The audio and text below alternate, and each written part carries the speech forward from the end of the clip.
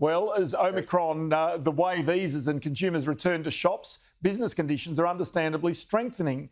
NAB's monthly business survey today shows business confidence improving throughout February. It comes after a sharp fall in confidence, understandably, in December. Now, business is starting to regain the momentum it had in late 2021, but there are warning signs of inflation. One is a strong rise in the employment index, and the price of goods and services to business also appear to be rising.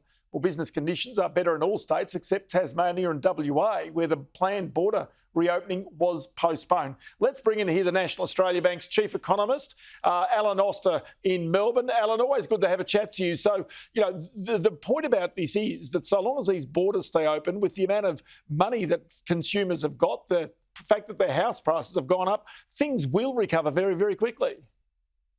And I think they already have. The February survey essentially reversed, or more than reversed, everything that we saw of the January Omicron problem. Our internal data is saying the same thing. It's saying retail at the end of February, first week of March, is basically, in seasonally adjusted terms, back to what it was in mid-December.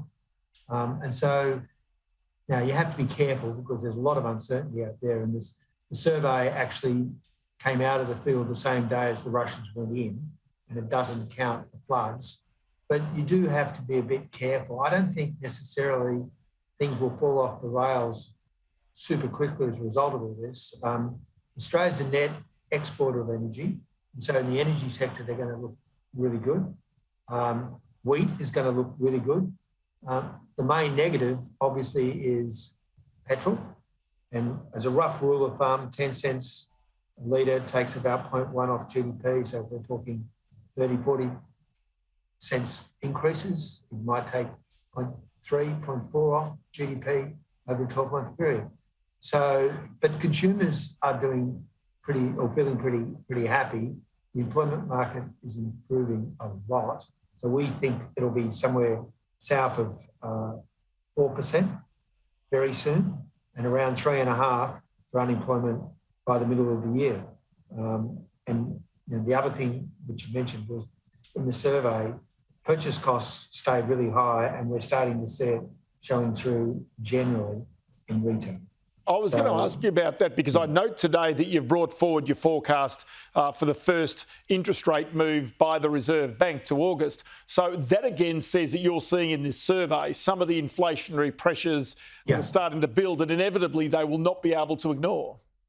Yeah, and so we'll put out some numbers tomorrow, but broadly, we could expect to see by the middle of the year inflation around about 3.7%.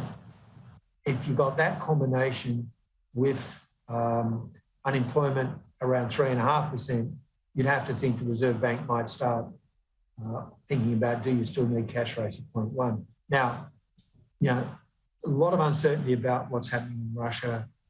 The floods are terrible from a human point of view, but they don't have a big impact on GDP. And it could well be the Reserve Bank decides it's going to run the economy a bit hotter. Do remember that in the US, they are roughly 2 times. So they're trying to get inflation target of 2, and they're 5.2 or 6, depending on which measure you use. So 3 times higher than where they're at. That's not where we are. And so I think basically the best way to think, any time from August through to November is when they're probably going to start, and they'll probably start pretty moderately.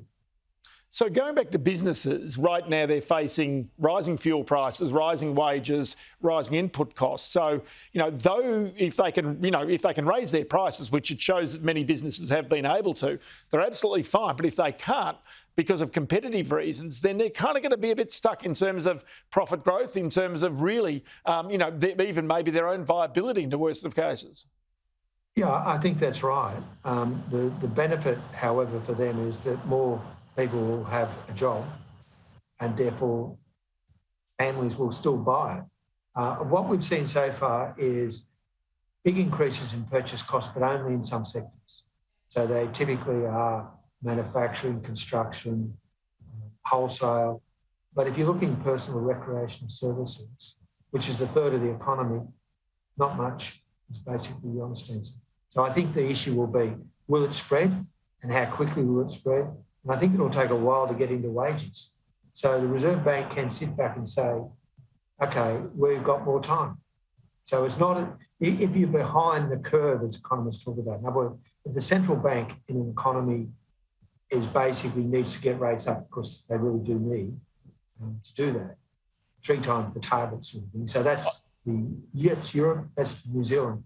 Doesn't necessarily mean it's here.